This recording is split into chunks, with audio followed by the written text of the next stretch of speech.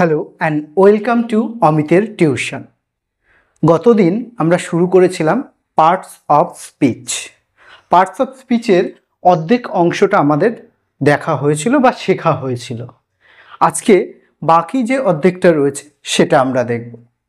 আমরা আগের ভিডিওতে কি দেখেছি যে পার্ট অফ স্পিচ কাকে বলে? বাক্যে যে শব্দগুলো ব্যবহার করি সেই শব্দের এক একটা কাজ আছে এবং এক একটা গুরুত্ব রয়েছে। তাদের কাজ অনুযায়ী তাদেরকে 8টি ভাগে শ্রেণীবিভাগ করা হয়, যেগুলোকে বলা হয় পার্টস অফ স্পিচ। এগুলো কি কি? Noun, pronoun, adjective, verb, adverb, preposition, conjunction, interjection. এবার আগের দিন আমরা যে গত ভিডিওটা দেখেছিলাম সেটাতে নাউন, প্রোনাউন, অ্যাডজেক্টিভ, ভার্ব আমাদের শেখা হয়েছে। আজকে যেটা দেখবো আমরা সেটা হচ্ছে অ্যাডভার্ব কাকে বলে, প্রিপোজিশন কাকে বলে, কনজাংশন কাকে বলে, ইন্টারজেকশন কাকে বলে।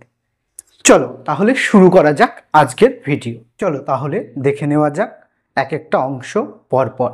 প্রথমে যে জিনিসটা দেখব সেটা হচ্ছে অ্যাডভার্ব। প্রথম অর্থাৎ 5 নম্বর যেটা আমাদের রয়েছে সেটাকে বলছে অ্যাডভার্ব বা ক্রিয়া বিশেষণ।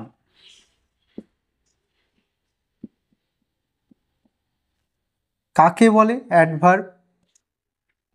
যে ওয়ার্ড দ্বারা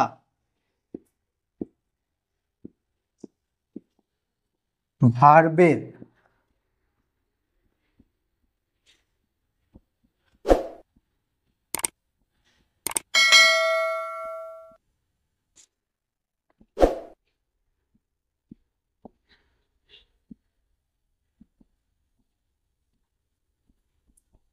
তাহলে কি, যে ওয়ার্ড দ্বারা ভার্বের গতি প্রকৃতি নির্দেশ করা হয় তাকেই অ্যাডভার্ব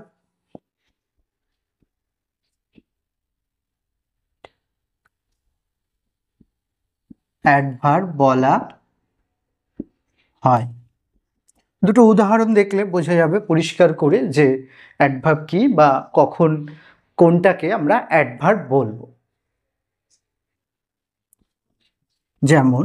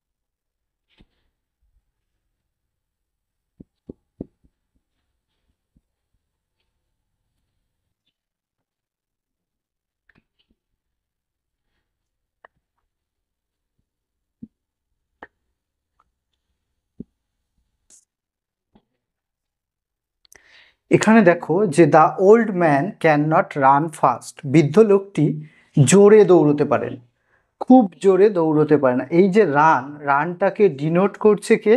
ফাস্ট। তাই একে বলবো আমরা কি? অ্যাডভার্ব। আবার পরের বাক্যটাই the man doing the job very slowly. তাহলে লোকটি কাজটি কিভাবে করছে? স্লোলি। তাই এটাকেও বলবো adverb. You said the word loudly. তুমি কথাটি জোরেই বলেছো। তাহলে এই যে লাউডলি এগুলোকেই বলছে কি? অ্যাডভার্ব। তাহলে অ্যাডভার্ব কাকে বলে যদি বলা হয়, কি বলবো? যে ওয়ার্ড দ্বারা ভার্বের গতি প্রকৃতি নির্দেশ করা হয় তাকেই অ্যাডভার্ব বলা হয়। The old man can not run fast, the man doing the job very slowly, you said the word loudly. এরকমভাবে আমাদের বাক্য করে করে চিহ্নিত করতে হবে, বা আমরা যে বই থেকে পড়ছি বা যে কোনো বাক্য একটা দেখতে হবে যে সেখানে অ্যাডভার্ব কোনটা আছে। প্র্যাকটিসগুলো নিজেদেরকে করতে হবে। তাহলে অ্যাডভার্ব হলো। এরপরে যে বিষয়টা আসছি সেটা হচ্ছে কি? প্রিপোজিশন। এরপরে কি শিখবো আমরা? প্রিপোজিশন। প্রিপোজিশন কথাটির অর্থ কি? প্রি কথার অর্থ আগে, পজিশন কথার অর্থ অবস্থান। তাহলে সেই অনুযায়ী যদি বলা হয় তাহলে প্রিপজিশন কাকে বলে যদি সংজ্ঞা বলতে হয় তাহলে আমি কি বলবো, যে ওয়ার্ডগুলো নাউন বা প্রোনাউনের আগে বসে অবস্থান নির্ণয় করে বা অবস্থা বোঝায় এবং বাক্যের অন্যান্য অংশের সঙ্গে সম্পর্ক স্থাপন করে তাকেই বলে প্রিপজিশন। প্রিপজিশন।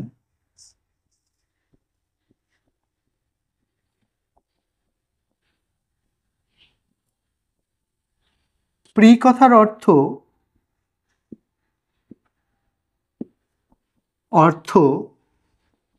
আগে,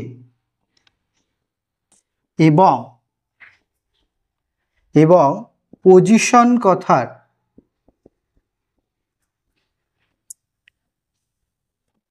অর্থ অবস্থান। অর্থাৎ যে সকল ওয়ার্ড নাউন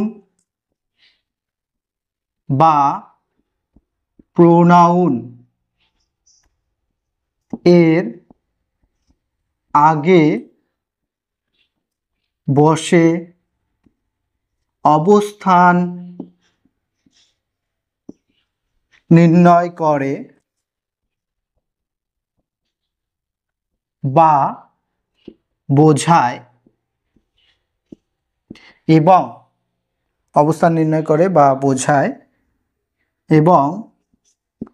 বাক্যের অন্যান্য অংশের সাথে সম্পর্ক স্থাপন করে তাদেরকেই বলা হয় প্রিপজিশন। যেমন in, on, under, between, into, আরো ইত্যাদি ইত্যাদি রয়েছে। তাহলে প্রিপজিশন কথার অর্থ যদি বলা হয় কি, প্রি কথার অর্থ আগে আর পজিশন কথার অর্থ অবস্থান, তাহলে কি বলবো, যে সকল ওয়ার্ড নাউন বা প্রোনাউনের আগে বসে অবস্থান বোঝায় এবং বাক্যের অন্যান্য অংশের সঙ্গে সম্পর্ক স্থাপন করে তাকেই বলে প্রিপজিশন। যেমন in, on, under, between, into. এবার কিছু উদাহরণ যদি দিই আমরা, বাক্য সমেত উদাহরণ দিলে বিষয়টা পরিষ্কার হয়ে যাবে। চলো তাহলে দেখে নেওয়া যাক। তাহলে প্রিপজিশনের উদাহরণ, যেমন আমি যদি বলি the man is sitting under a tree. লোকটি একটি গাছের নিচে বসে আছে। The dog jumps over the fence. কুকুরটি বেড়াটির উপর দিয়ে লাফ দিল। The book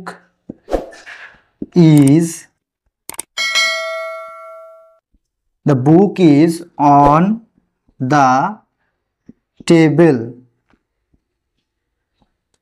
The birds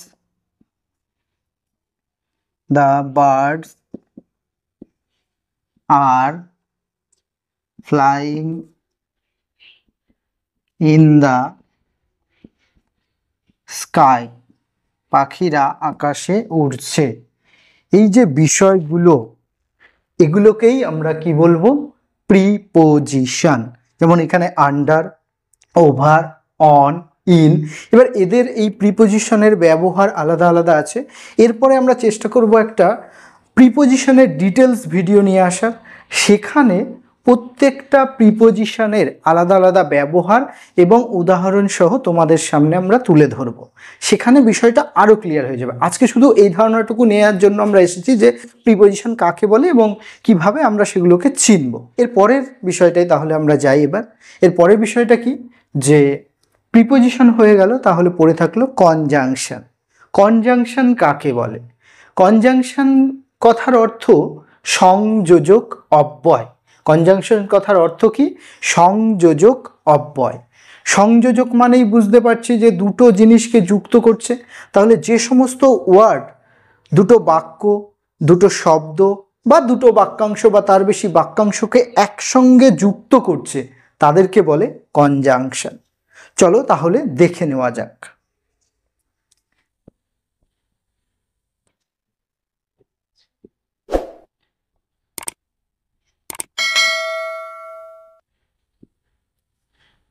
conjunction মানে সংযোজক অব্যয়।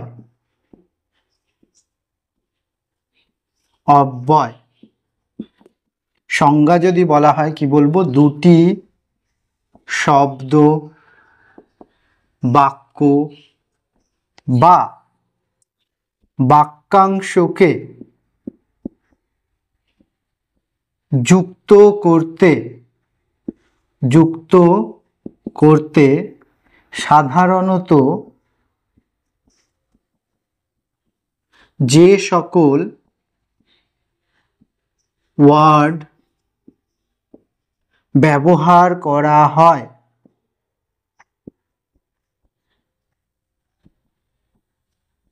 তাদেরকেই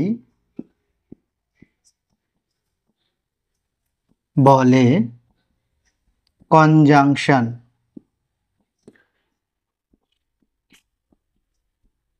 কনজাংশন, তাহলে কনজাংশন কাকে বলে? যে ওয়ার্ড দ্বারা বা যে শব্দ দ্বারা দুটি শব্দ হতে পারে, বাক্য হতে পারে বা বাক্যাংশকে একসঙ্গে যুক্ত করা হয় তাদেরকে বলে কনজাংশন। যেমন and, but, or, and, but, or, because, either, or, neither nor। যদিও এগুলো বিস্তারিত যখন জানবো তখন সেই সম্পর্কে, এগুলো সম্পর্কে আলোচনা করা হবে। আজকে আমি জাস্ট সিম্পল কিছু উদাহরণ দিয়ে দেখাচ্ছি। যেমন আমি যদি বলি the sun rises in the east but sets in the west. সূর্য পূর্ব দিকে ওঠে কিন্তু পশ্চিম দিকে অস্ত যায়। তাহলে এই যে বাট, এই বাট শব্দটা হলো কি? এখানে কনজাংশন।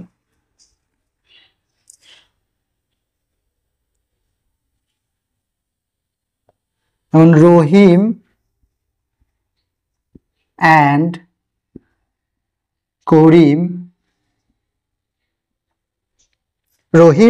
Karim is going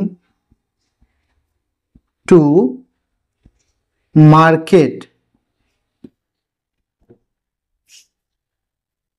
এখানে এই যে and, এটাও কিন্তু আমার কি হচ্ছে? এখানে হয়ে যাচ্ছে, কি বলবো এটাকে? কনজাংশন। তাহলে কনজাংশন কাকে বলে যদি বলা হয় তাহলে কি বলবো আমি? কনজাংশন বলতে বোঝায় সেই সমস্ত ওয়ার্ডকে যারা দুটো বাক্য, শব্দ বা বাক্যাংশকে একসঙ্গে যুক্ত করার কাজ করে, তাদেরকে বলা হয় কনজাংশন। এরপরে এবং লাস্ট যে পার্ট অফ স্পিচটা রয়েছে সেটাকে বলে ইন্টারজেকশন। কি বলে? ইন্টারজেকশন।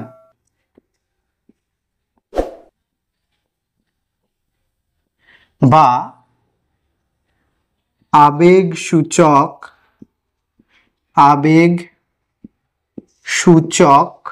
অব্যয় কি বলা হয়? আবেগ সূচক অব্যয়, ইন্টারজেকশন বা আবেগ সূচক অব্যয়। তাহলে আবেগ মানে কি? আবেগ মানে হঠাৎ করে কোনো মনোভাব প্রকাশ। আমার পায়ে ব্যথা লাগলো, উহ করে চেঁচিয়ে উঠলাম। খেলা জিতে গেলাম, hurray we have won the match. ভয় পেলে উরিপ বাবা করে এরকম চেঁচিয়ে ওঠে, উরিপ বাবা করে। তো এই যে মনের আকস্মিক ভাবগুলো প্রকাশ করা হয় যে সমস্ত ওয়ার্ডের দ্বারা, তাদেরকেই বলা হয় ইন্টারজেকশন। তাহলে কি লিখবো? মনের আকস্মিক ভাব, সেটা ভয় হতে পারে, আনন্দ হতে পারে, দুঃখ হতে পারে, বেদনা, যদিও একই জিনিস, বেদনা, উল্লাস, প্রকাশ করা হয় যে সকল ওয়ার্ড এর দ্বারা, তাদেরকে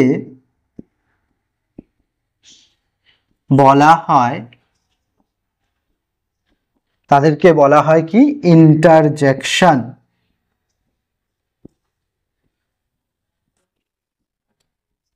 যেমন hello, wow, hush, hurray, alas ইত্যাদি। এবং মনে রাখতে হবে যে এই সমস্ত ওয়ার্ডগুলোর শেষে সাধারণত একটা বিস্ময়বোধক চিহ্ন, বিস্ময়বোধক চিহ্ন মানে ওপরে দাগ নিচে পুটুলি। যেমন alas, the dog is dead. হাই রে, কুকুরটা মারা গেল। তাহলে এই যে হাই রে, অ্যালাস, এটাকেই বলছি আমরা কি? ইন্টারজেকশন। যেমন hush, the headmaster is coming this way.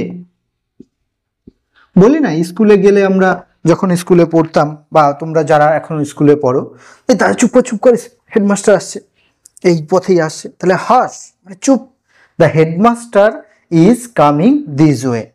Wow, what a beautiful flower,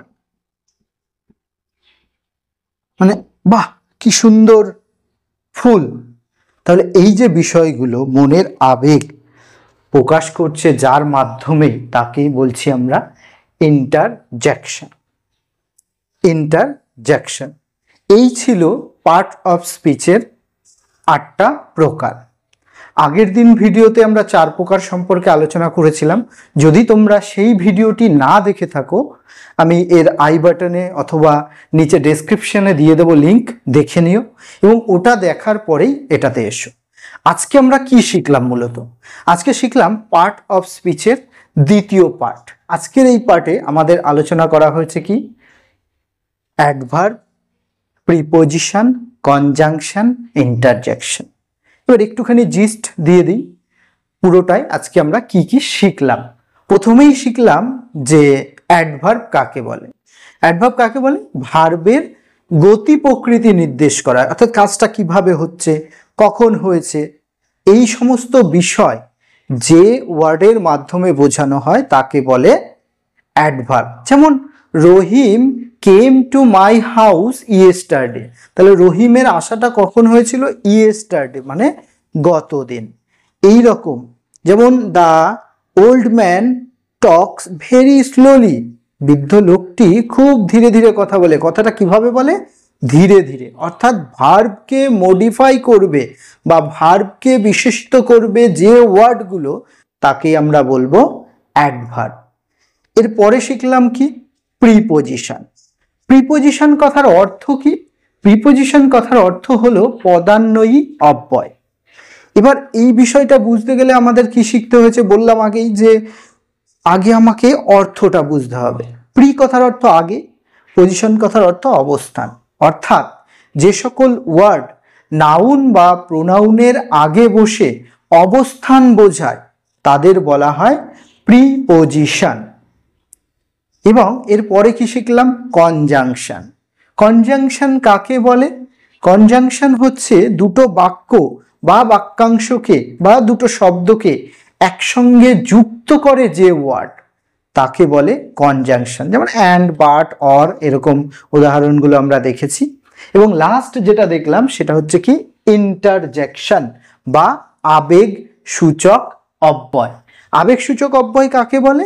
যে ওয়ার্ডগুলো দ্বারা মনের ভাব, সেটা মনের ভাব মানে কি? আকস্মিক ভাব, হঠাৎ করে ভয় পেলাম, আনন্দ পেলাম, দুঃখ পেলাম, এই যে ভাবগুলো প্রকাশ করা হয় যে সমস্ত ওয়ার্ডের দ্বারা, তাকেই বলে ইন্টারজেকশন। যেমন এখানে আমি কিছু উদাহরণ দিচ্ছি: hello, wow, hush, hurray, alas. যেমন hello Ram, how are you? ও হে রাম, তুমি কেমন আছো? মানে হঠাৎ করে দেখা হলো, তাকে চিৎকার করে আমরা বলি। তারপরে wow, wow, what a beautiful flower it is, এটা কি সুন্দর ফুল, এরকম অবাক হয়ে যখন আমরা বলি তখন সেটা ওয়াও। তারপরে হাস, হাস মানে চুপ। স্কুলের ক্ষেত্রে যেটা বললাম উদাহরণে, যে হেডমাস্টার আসলে বা অন্য মাস্টার আসলে, এই চুপ চুপ, মাস্টার আসছে, তাহলে এইভাবে যদি বলা হয় hush, the master is coming this way, এইভাবে বলবো। তারপরে হুররে, আমরা খেলা জিতে গেলে কি বলি? Hurray, we have won the match. তারপরে অ্যালাস, অ্যালাস কারোর কেউ মারা গেল বা কারোর একটা বড় ক্ষতি হয়ে গেল, হাই হাই তোর এই ক্ষতিটা হয়ে গেল, এরকমভাবে বলা হয়। তাহলে এগুলোই হচ্ছে কি? ইন্টারজেকশন বা আবেগ সূচক অব্যয়। তাহলে আজকের এই ভিডিওটা কেমন লাগলো নিশ্চয়ই কমেন্ট করে জানাবে। আর যদি ভিডিওটা তোমাদের ভালো লাগে তাহলে একটা লাইক করো, এবং যদি মনে হয় এই চ্যানেল থেকে তুমি কিছু শিখতে পারছো বা আমি তোমাদের কিছু শেখাতে পারছি, তাহলে অবশ্যই চ্যানেলটিকে সাবস্ক্রাইব করো এবং শেয়ার করে দিও তোমার বন্ধুদের মধ্যে, যাদের কাছে এই চ্যানেলটির বিষয়গুলো উপযুক্ত বা কাজের মনে হবে। আজকে তাহলে এখানেই শেষ করছি। Till then, keep learning, keep growing. Good by.